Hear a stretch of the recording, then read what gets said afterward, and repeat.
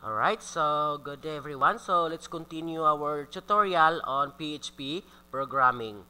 Okay, so at this segment, we will be discussing arrays.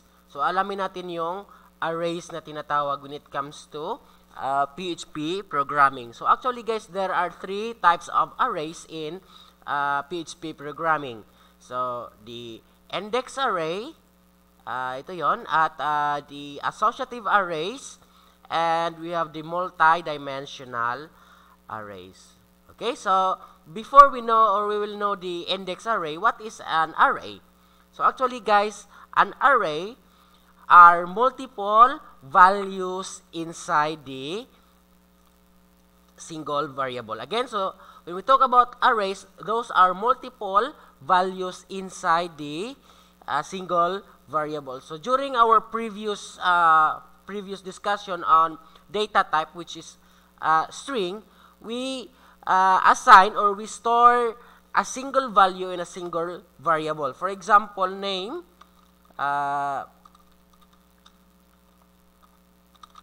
is equals to for example, Leo. So we store a single value in a single variable. Okay? So when we talk about array, we will be storing multiple values in a single variable. Okay? So let's start. So let's say for example, I will declare a variable flowers. And then I will assign an array. So guys, this is a square bracket. So when you talk about square bracket, or pag may square bracket, it is already understood that inside this square bracket is an array. Okay. So let's say for example, I will give a value string on flowers, like for example, rose. Let's give another value, lily. Let's give another example, orchid. Okay, so let's give another example, last one, let's say for example, daisy. So ayan.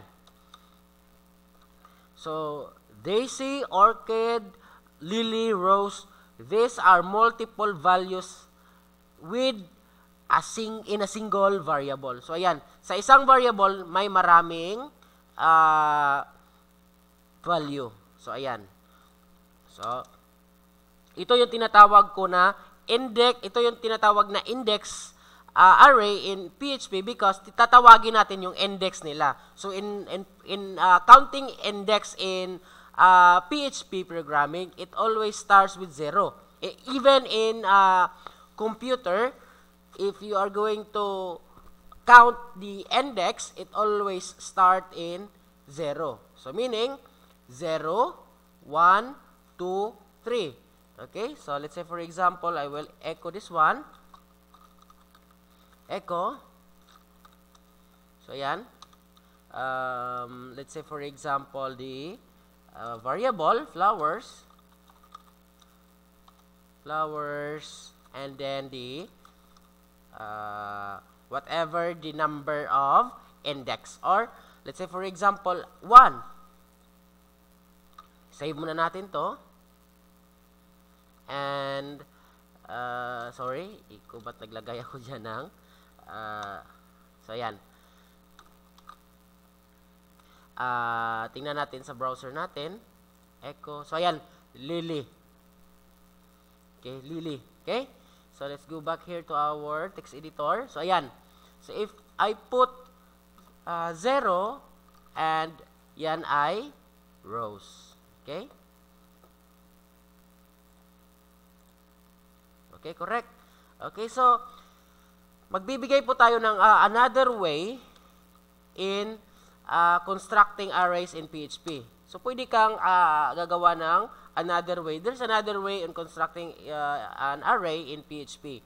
So you could do like this. Declare a variable, like for example, fruits.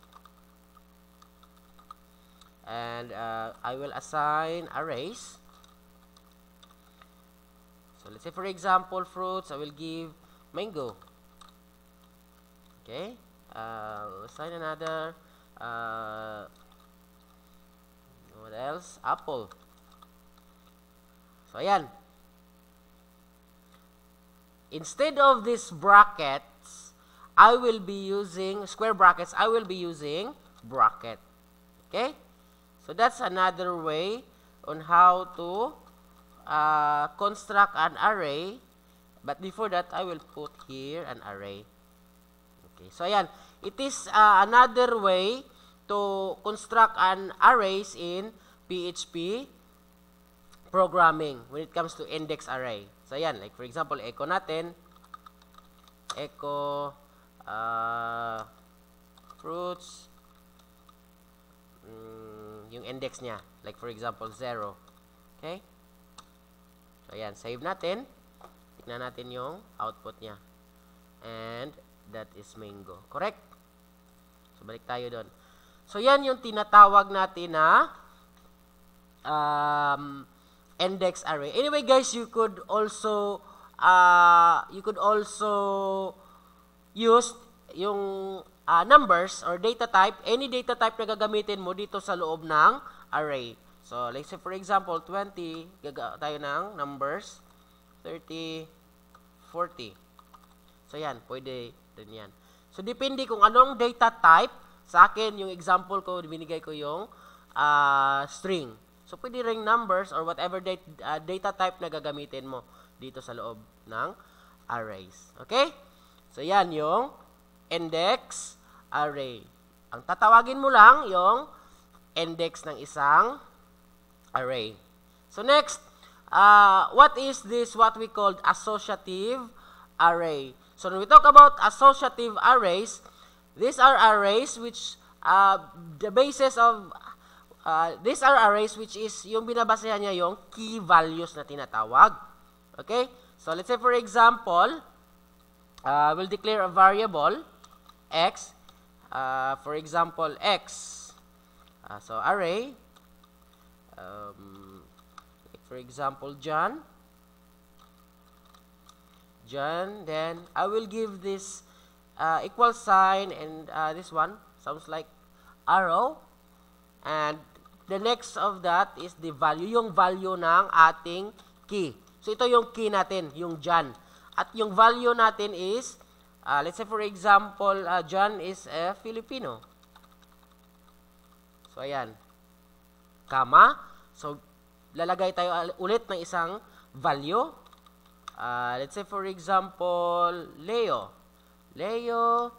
is a, so equal sign and this one. So next is the value. So yan, Chinese for example. So yan, so maglalagay pa tayo ng isa. Let's say for example, Dex is an he is a Indian. Okay? So, yan.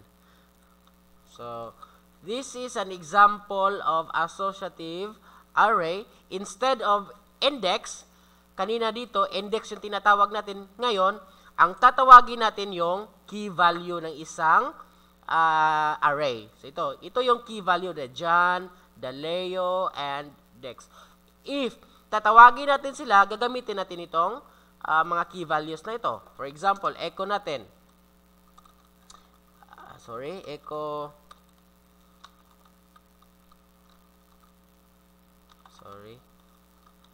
Sensitive ng mouse ko. Okay, echo the variable x at saka yung kung anong key values ang tatawagin mo. Like for example, tatawagin ko yung Leo. So, ayan. Save natin. Instead of number, kanina sa index, yung tatawagin nito natin dito sa loob, yung index. Like for example, 0, 1, 2, 3, 4, 5. Dito sa loob, sa associative arrays, yung tinatawag natin yung key value ng isang array. So, let's say for example, Leo. So, of course, yung i-output niya is Chinese. Okay? So, save natin. Tingnan natin dito. Of course, that is Chinese. So, yan yung another example sa paggawa ng associative arrays in PHP programming. And you could also do this one, guys. Another way to construct arrays in associative arrays. So, gawa ka lang yan, array, at saka ipapaloob mo yung values niya ng isa-isang brackets. So, ayan. So, pareho na rin yan. Okay? So, next, we will be knowing this multi-dimensional array. So, but before that, let me just comment this one. So, ito. So, ano ba tong multi-dimensional arrays? So, itong multi-dimensional arrays, guys, ito yung isang array sa loob ng isang array. Mayroon ka ng arrays, sa loob ng isang arrays, may isa pa rin or multiple arrays. So, let's say for example, people. So, magdi-declare tayo ng variable, people. So, ayan, people. So expecting that I will be inserting this square bracket in array. So, lalagyan natin yan ng array. So, instead of a single array, gagawa tayo dyan ng maraming arrays. Let's say, for example, array number 1. We have the Pedro. So, ayan, si Pedro, sorry. So, string gagamitin natin. Pedro. Next, 1. 1. Ito na lang. Pedro, yung age niya is 25. At saka, ang address is San Carlos, for example. At saka, yung age niya is 23. Okay? Comma. So, let's create another array. Let's create another array. Like, for example, 1. So, paloob natin siya sa comma, single quote, para magiging string siya. Taga saan siya? Quezon, for example. Quezon. At yung edad is 34. So, another comma, enter. So, let's create another array. Jose. Sorry. So, Jose, taga saan? Taga Bago. Okay, at saka yung edad niya is 45. Okay? So, ayan. Guys, mayroon tayong tatlong array. Tatlong array sa loob ng isang array na people. So, ito yung array. Sa loob ng isang array, mayroon tayong tatlong arrays, which is ito yung index 1, ito yung index 2, at saka ito yung index 3. Okay? So, paano natin to? Let's say for example, print natin to. Print. So, actually guys, there's another way to output statement on PHP. You could use print or echo. So, print R. So, ito. Print R. At saka yung variable. So, nung people.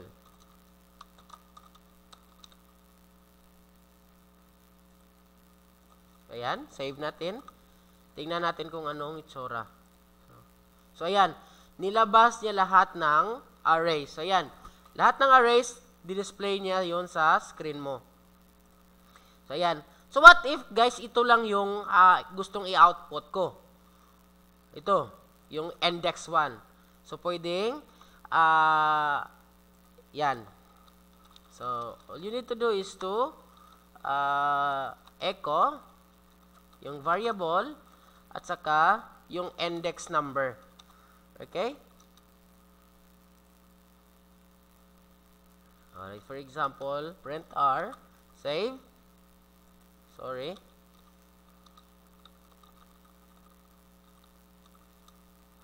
So, yan. Save. At saka, refresh natin. So, ayan. Yung Juan dito, ito yung print natin. Yung index niya is 1. So, ito yung index 1. Okay, so index 0, index 1, at index 2. And kung may marami ka pang mga arrays na dyan, so pwede mong tawagin. Okay, so what if, guys, ito yung tatawagin ko sa index 2, tapos ito lang gusto kong i-output, itong Quezon. So maglalagay ka lang ng another arrays dito. Yan. At saka 1. Kasi counting niyan is 0, 1. O, let's say for example yung edad niya. So, lagay mo lang yung index niya na 2. Okay? Save. At saka refresh. So, yan. 34. Okay? So, yan yung tatlong arrays natin, guys. So, itong index array, associative arrays, at saka multi-dimensional arrays. So, yan yung mga simple idea ng arrays when it comes to PHP programming. Okay? So, that's all. So, next tutorial, tuturo natin yung loopings. Okay? So, see you next tutorial.